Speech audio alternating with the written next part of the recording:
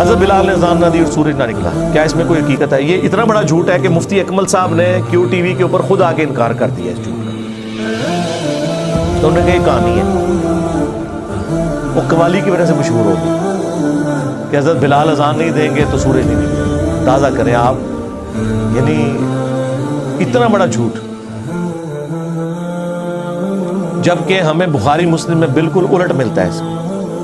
بخاری مسلم دونوں میں حدیث ہے، مسلم میں ذرا تفصیل کے ساتھ ہے، بخاری میں اس کا کچھ حصہ ہے۔ مسلم میں یہ ہے کہ نبی علیہ السلام ایک سفر کے دوران صحابہ کرام سے مشورہ کیا تو اکثریت کی رائے یہ تھی کہ رات کو آرام کرتے ہیں، فجر کے وقت نماز کے لیے اٹھ جائیں گے۔ نبی علیہ السلام کی خواہش یہ تھی کہ یہ سفر ہے، ہو سکتا ہے رات کو ہم سوئیں اور آنکھ نہ کھلے۔ اس زمانے میں کوئی الارم یا اس طرح کی چیزیں تو نہیں ہوتی تھی، تو نماز پڑھ کے ہی سوئیں۔ بہرحال حضور نے مشورہ مان لیا اور الٹیمیٹلی حضرت بلال کی ڈیوٹی لگی کہ وہ اپنی سواری پہ اونٹ پہ بیٹھ کے مشرق کی طرف دیکھیں گے، جب پو پھوٹے گی نا طلوع فجر کے لیے، ختم سیری والی پو جو سفیدی ہلکی سی نکلتی ہے، جو فجر کا وقت ختم ہونے کے بعد نکلتی ہے وہ زردی ہوتی ہے جو سورج نکل رہا ہوتا ہے۔ ایک فجر کا وقت داخل ہوتے وقت ہلکی سی سفیدی پھوٹتی ہے مشرق کی طرف، جسے صبح صادق کہتے ہیں، جبکہ وہ بالکل وائٹ اور بلیک ڈورا جو ہے وہ ممتاز ہو جاتا ہے۔ اس سے پہلے جو ہلکی سفیدی ہے اسے صبح کاذب کہتے ہیں، جھوٹی صبح، وہ صبح نہیں ہوتی۔ پھر وہ صبح صادق آتی ہے جسے ہم طلوع فجر کہتے ہیں یا ختم سیری، تو وہ آگاہ کر دیں گے۔ لیکن اللہ کا کرنا کیا ہوا کہ حضرت بلال تھوڑی دیر تو وہ مطلب دیکھتے رہے، پھر انہیں بھی اونگ آنا شروع ہوگی اور وہ بھی سو گئے۔ مسلم شریف کے الفاظ ہیں، سورج اتنا بلند ہوا تو نبی علیہ السلام کی آنکھ کھلی، پھر باقی لوگ کھڑے ہوئے اٹھ کے۔ سب سے پہلے تو حضور نے کہا اس جگہ کو چھوڑو، یعنی ظاہر ہے یہ ایک شیطان کا غلبہ ہوا ہے ادھر کہ سب کی نماز فجر کا وقت گزر گیا۔ پھر حضرت بلال سے پوچھا بھی تیری ڈیوٹی لگائی تھی؟ انہوں نے کہا یا رسول اللہ جس طرح آپ کو نیند آ گئی مجھے بھی آ گئی۔ کوئی حضور نے یہ نہیں کہا کہ تو نے یہ گستاخی کیوں کی، میرا نام بیچ میں کیوں لیا ہے، کیونکہ یہ نیچرل چیز تھی۔ بعض حضور نے کہا یہاں سے اپنا سامان اٹھاؤ، پھر کسی اور جگہ پڑاؤ کیا۔ حضرت بلال سے کہا کہ اذان دو۔ ویسے آپ ہوتے تو کہتے بلال تے آج اون تو کچھ عرصہ تو چھٹی کرنا، تو جڑا کام پایا ہے نا سارا نماز خراب کی تھی نہیں۔ حضرت بلال سے اذان دلوائی اور پھر آپ نے، سورج اتنا بلند تھا، آپ نے فجر کی نماز جماعت سے پڑھائی۔ اور پھر آپ نے فرمایا کہ اگر کوئی شخص سویا رہ جائے یا بھول جائے تو جیسے ہی اس کی آنکھ کھلے اس کے لیے نماز کا وقت وہی ہے۔ اور پھر آپ نے قرآن کی آیت تلاوت کی، وَأَقِمِ الصَّلَاةَ لِذِكْرِي، اور میری یاد کے لیے نماز کو قائم رکھنا۔ یہ جو آخری حصہ ہے نا کہ کوئی بھول جائے یا سویا رہ جائے، جب یاد آ جائے نماز پڑھ لے، اور پھر حضور کا وہ آیت تلاوت کرنا، یہ حصہ بخاری میں بھی ہے، لیکن مسلم میں پورا واقعہ لکھا ہوا ہے۔ اس واقعے سے کتنے مدنی پھول ملتے ہیں۔ ایک تو علم الغیب والا عقیدہ آپ کا کلیئر ہو گیا کہ نبی الاسلام بھی سوئے رہ گئے، آپ کو نہیں پتا چلا، ورنہ آپ نے جان بوجھ کے تو نماز نہیں قضا کرنی تھی۔ حاضر و ناظر والا بھی عقیدہ، استعانت والا عقیدہ، آپ کے سارے وہ عقیدے جو آپ نے خود سے بنائے ہوئے۔ حالانکہ نبی کے بارے میں تو یہ ہے، بخاری مسلم میں آیا کہ نبی علیہ السلام نے فرمایا کہ ہم انبیاء کی صرف آنکھیں سوتی ہیں، دل جاگتا رہتا ہے، اس لیے نبیوں کا وضو نہیں ٹوٹتا سونے سے۔ جو حضرت عائشہ کہتی ہے اسی حدیث میں کہ حضور کے خراٹوں کی آواز میں نے سنی۔ نبی علیہ السلام بہت اونچے نہیں لیکن تھوڑے بہت تو خراٹے لیتے تھے، تو سوتے وقت آواز آتی ہے۔ اور آپ اسی طرح نماز آپ نے پڑھا دی، آپ نے فرمایا ہم انبیاء کا دل نہیں سوتا، صرف آنکھیں سوتی ہیں، لہٰذا انبیاء کا وضو سونے سے بھی نہیں ٹوٹتا سوائے ان چیزوں کے جن چیزوں سے ٹوٹتا ہے۔ تو چونکہ وہ غافل نہیں ہوئے ہوتے، لیکن یہاں پر نبی علیہ السلام کو پتہ ہی نہیں چلا کہ سورج نکلا ہے، تو یہ مسئلہ بھی کلیئر ہو گیا۔ اور یہ مسئلہ بھی کلیئر ہو گیا کہ حضرت بلال حبشی رضی اللہ تعالیٰ عنہ، جن کے بارے میں آپ نے قوالی میں سنا تھا کہ وہ اذان نہ دیں تو سورج نہیں نکلتا، وہ تو سوئے رہ گئے اور سورج نکلا کیا؟ باہر نکل آیا۔ جس دن بلال کی عزت سٹیک پہ لگی ہوئی تھی اس دن تو سورج نکل آیا۔ اگر حضرت بلال کی عزت کی حفاظت دیکھی جائے تو اس دن ہونی چاہیے تھی کہ کوئی فرشتہ جا کے حضرت بلال کو جگا دیتا کہ حضرت اٹھو، نہیں تو لوگوں نے گلاں کرنی ہے جے بعد وچ۔ اور وہ واقعہ جی وہ جو ان کی زبان میں لکنت تھی تو وہ صحابہ نے شکایت لگائی تو اگلے دن حضور نے ان کو اذان دینے سے روک دیا، تو اس دن سورج ہی نہیں نکلا۔ لیکن یہ ہے کہانی، اور مسلم شریف نے وہ کہانی کھول دی۔ اسی لیے ہم کہتے ہیں یہ کتابوں کا خدا، یہ کتابوں کا پیغمبر، یہ کتابوں کا واقعہ، اور وہ بابوں کے بتائے ہوئے واقعات۔ مرنے سے پہلے اے مسلمان کر لے اس پہ غور، کتابوں کا خدا اور ہے، بابوں کا خدا اور، کتابوں کا بلال اور ہے، بابوں کا بلال اور۔ وہ چیز جو قرآن و سنت میں رپورٹ ہوئی ہے وہ تو بالکل اس کے اپوزٹ ہے۔ اور اس واقعے سے یہ بھی پتہ چل گیا کہ اگر کوئی شخص سویا رہ جائے یا بھول جائے تو جس وقت بھی وہ نماز پڑھے گا اس کی نماز درست ہو جائے گی، وہ نماز قضا بھی نہیں ہوگی، جان بوجھ کے نہ کی ہو۔ بعض اوقات انسان لیٹ اٹھتا ہے نا تو لوگ پوچھتے ہیں میں قضا پڑھنی ہے ادا پڑھنی ہے، تو آپ جب اشراق کے وقت میں فجر پڑھیں گے تو آپ کی ادا ہے، بشرطے کہ آپ نے روٹین نہ یہ بنائی ہوئی ہو۔ کتنے لوگ ہیں پوری رات بیٹھ کے نیٹ پہ اور واٹس ایپ کے اوپر فضولیات میں ٹائم ضائع کرتے ہیں، اور فجر کی جب اذانیں آتی ہیں تو وہ سو جاتے ہیں، اور پھر وہ کہیں گے جی ہم اٹھ کے نماز نہیں، ان کے لیے نہیں۔ ہاں کوئی رات کو ٹائم پہ سویا، اس دن کوئی اچانک ایسا معاملہ ہو گیا تو وہ اسے پھر غم کھانے کی ضرورت نہیں ہے، وہ نماز ادا کرے، اس کی نماز ادا ہے۔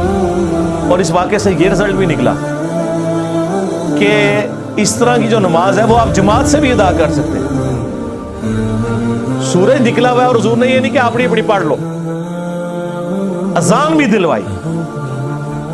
اور نماز پڑھی۔ اور ضمناً میں ایک برکت کے لیے ایک واقعہ عرض کر دیتا ہوں جو پبلک میں اسی کے ساتھ کا ایک جھوٹا اور واقعہ مشہور ہے۔ وہ کہتے ہیں حضرت میر معاویہ کی ایک دفعہ فجر کی نماز قضا ہوگی، یعنی جن لوگوں کے بارے میں قرآن و سنت کے دلائل میں اگر کوئی چیزیں ان کو نہ ملے ان کو اونچا کرنے کے لیے انہوں نے جھوٹے واقعات منسوب کیے ہوئے۔ اور یہ کون لوگ سنا رہے ہیں؟ جو یہ کہہ رہے ہیں نبی کو بھی علم غیب نہیں ہے، وہ شیطان کا علم غیب مانتے ہیں اور پتہ نہیں کیا کچھ ماننا شروع کر دیتے ہیں۔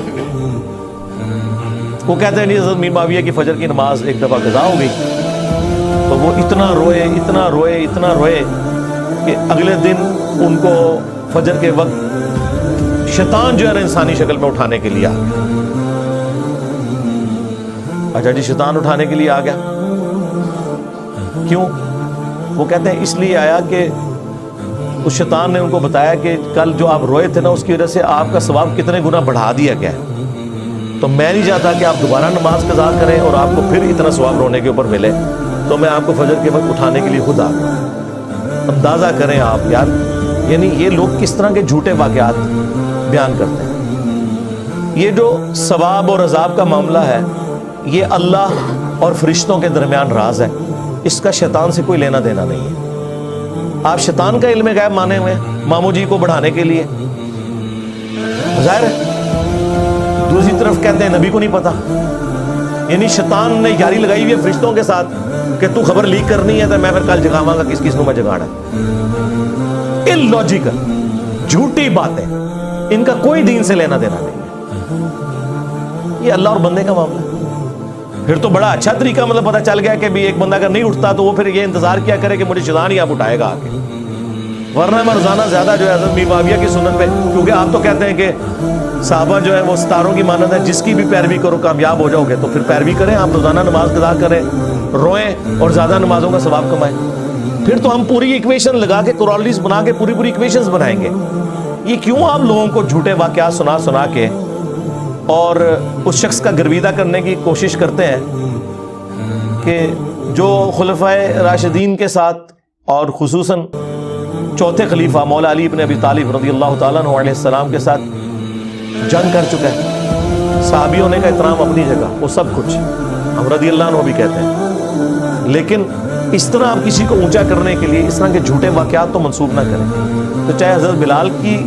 شان کو بڑھانے کے لیے کوئی واقعہ جھوٹا منسوب کرے، خواہ حضرت میر معاویہ رضی اللہ تعالیٰ عنہ کے حوالے سے کوئی جھوٹا واقعہ منسوب کرے، غلط۔ اسی طریقے سے حضرت علی کے بارے میں بھی ایک واقعہ ہے، لیکن اس حدیث کے بارے میں محدثین کے ہاں اختلاف پایا جاتا ہے۔ اس حدیث کو امام طبرانی صحیح سمجھتے ہیں، اپنی موجم کے اندر اس حدیث کو لے کے بھی آئے جو حضرت علی رضی اللہ تعالیٰ عنہ کی گود میں نبی علیہ السلام سر مبارک رکھ کے سوئے ہوئے تھے اور حضرت علی کی نماز چھوٹ گئی اور وہ رونا شروع کر دیا انہوں نے، تو کہتے ہیں سورج واپس نکل آیا۔ یہ روایت اپنی سند کے اعتبار سے اکثر محدثین نے اسے ریجیکٹ کیا ہے، اس وجہ سے نہیں کہ وہ حضرت علی سے کو پوچھ سکتے تھے، یہ اللاجیکل بات ہے، لاجیکل بھی درست نہیں ہے۔ یہ ہو ہی نہیں سکتا کہ نبی علیہ السلام تو نماز پڑھ کے سوئے ہوں اور حضرت علی نے نماز نہ پڑھی ہوئی ہو۔ حضرت علی تو ساری نمازیں حضور کے پیچھے ہی پڑھتے تھے، یہ ایسا ہو نہیں سکتا، یہ لاجیکلی کوئی درست نہیں ہے۔ لیکن اگر کوئی اسے صحیح بھی مان لیتا ہے تو سورج کا رک جانا اتنا تو احادیث میں ثابت ہے۔ بخاری مسلم میں ہے کہ جوشوا جو حضرت موسیٰ کے خلیفہ اول بنے تھے، ہارون علیہ السلام تو زندگی میں فوت ہو گئے، یوشع ابن نون جنہیں جوشوا کہا جاتا، ان کی جنگ تھی بت پرستوں کے ساتھ، مشرکین کے ساتھ، اور ہفتے کا دن شروع ہونے والا تھا، یعنی جمعے کی مغرب کا وقت قریب آ گیا تھا، اور ہفتے کے دن یہودی جنگ نہیں لڑ سکتے تھے، ان کے لیے وہ حرمت کا دن تھا۔ اب بالکل جنگ اینڈ پہ پہنچی ہوئی ہے، فتح قریب ہے،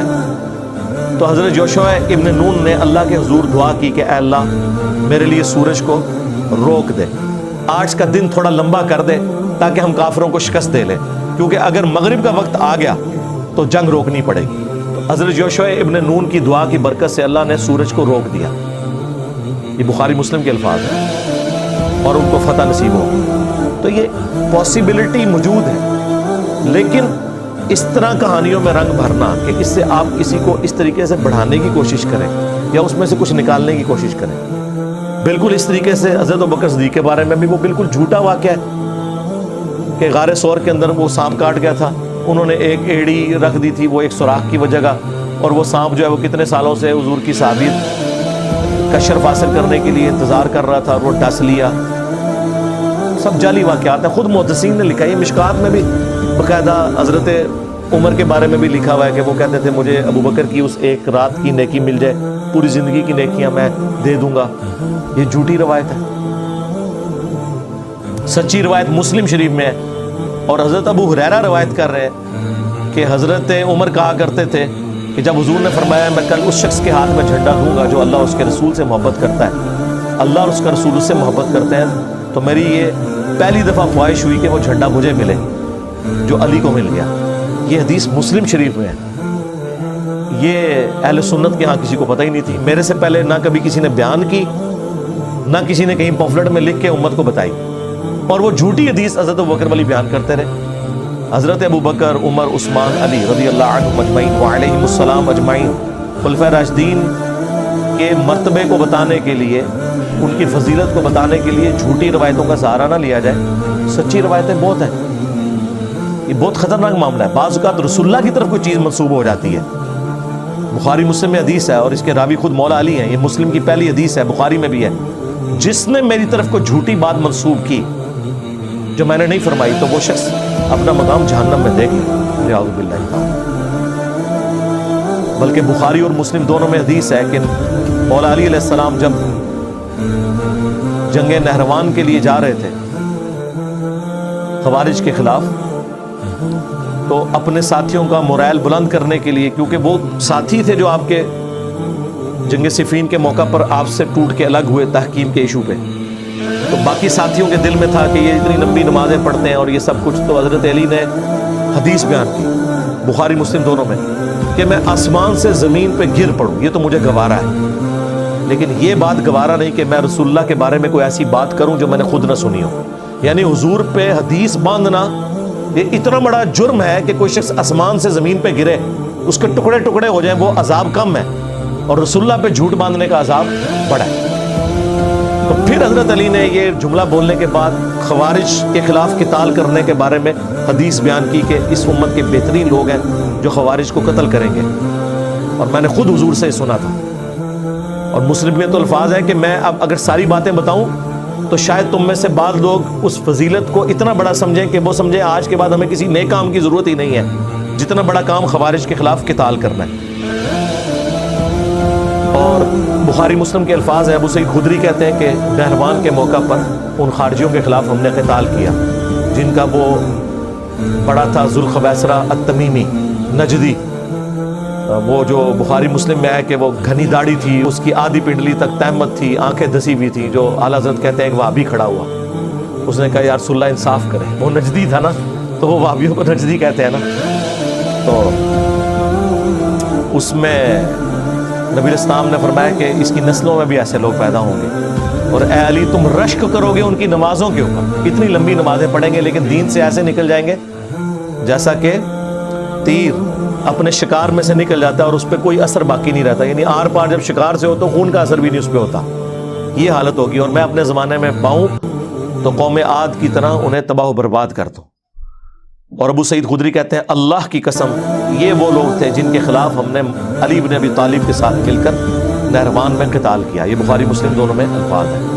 یہ جنگ جمل صفین نہروان سے متعلق ساری احادیث میرے کربلا والے ریسرچ پیپر کے اندر موجود ہیں۔ تو بات وہ شروع ہوئی تھی حضرت بلال کی اذان سے، جھوٹے واقعات سے، یہ سارے جذباتی واقعات ہیں۔ اس طرح حضرت بلال کی طرف یہ بھی ایک جھوٹا واقعہ منسوب ہے تاریخ کی کتابوں میں کہ جی وہ مدینہ چھوڑ گئے تھے کہ میں اب اذان دوں گا، تو حضرت حسن حسین نے بعد میں ان کو ریکویسٹ کی جب وہ واپس آئے اذان کے لیے، وہ واقعہ بھی ویسے آنسو نکالنے کے لیے بہت اچھا واقعہ، وہ حقیقت بات ہے، وہ عشق و سرور میں ڈوبا ہوا ہے، لیکن ان کی اسنادی حیثیت کوئی نہیں ہوتی ہے، اس لیے اس طرح کے واقعات سے بچنے میں ہی عافیت ہے۔ بعض اوقات پھر اس کے ساتھ عقیدے ایسے جڑ جاتے ہیں کہ پھر ہمیں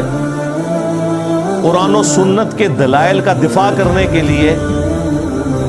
ایڑی چوٹی کا زور لگانا پڑتا ہے ان جھوٹے واقعات کی وجہ سے۔ یعنی ہم کہہ رہے ہیں قرآن میں لکھا ہے ایاک نعبد و ایاک نستعین، یہ کہتے ہیں نہیں جی وہ سلطان باؤ نے تو کہا ہے سن فریاد پیرا دیا پیرا، یعنی ہم آیت پڑھ رہے ہیں اور یہ آگے شعر پڑھ رہے ہوتے ہیں، ہم حدیث پڑھ رہے ہوتے ہیں، یہ کہانیاں اور واقعات سنا رہے ہوتے ہیں۔ اے پھر کیوں کیا جاتا ہے جی، اور اے پھر کیوں کیا جاتا ہے، وہ ہونے کی طرح نہیں ہے۔ ہم رفع الیدین کی حدیثیں بیان کر رہے ہوتے ہیں، یہ کہتے ہیں جی وہ اے پھر کیوں کیا جاتا ہے کہ وہ بت رکھ کے آندے سر، وہ سرکار کو پتہ نہیں، سانو نہیں پتہ کیوں کیا جاتا ہے، اور بیان کرنے والے بھی ان ناسگے نے۔ جب سے ہم نے کہا کہ کوئی جھوٹی حدیث ہی سنا دیں، ضعیف چھوڑ دیں، جھوٹی حدیث کسی کتاب میں لکھی ہو، یعنی انگوٹھے چومنے والی جھوٹی حدیثیں ہیں لیکن کہیں لکھی ہوئی ہے